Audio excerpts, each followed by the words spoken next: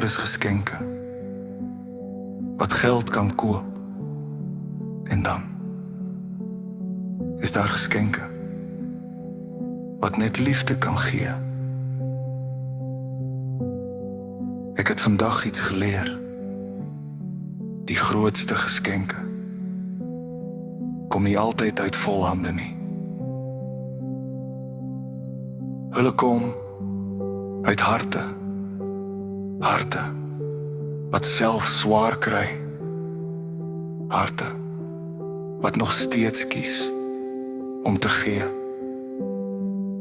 'n Melktert vir baie net 'n melktert. Maar vir my 'n stukkie liefde, 'n stukkie opoffering, 'n stukkie geloof.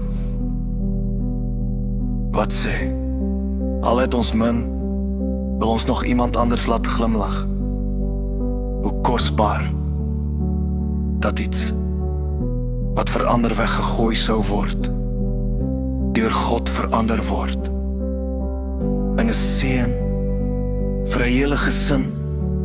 En uit daardie seën word weer 'n geskenk gebore.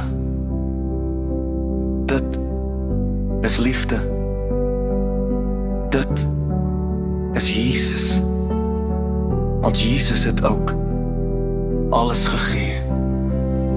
Nie omdat ons dit verdien het nie, maar omdat hy ons lief het.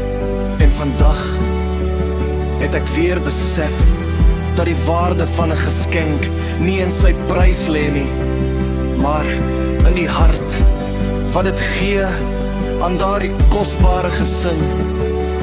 Dankie. Mag die Here julle hande seën, mag hy julle tafel altyd vul, mag hy julle harte oorlaai met sy vrede, en mag julle nooit twyfel nie. God sin elke klein daad van liefde, hy vergeet nie een daarvan nie. Want liefde is die rykdom van die hemel, die meeste waardeer.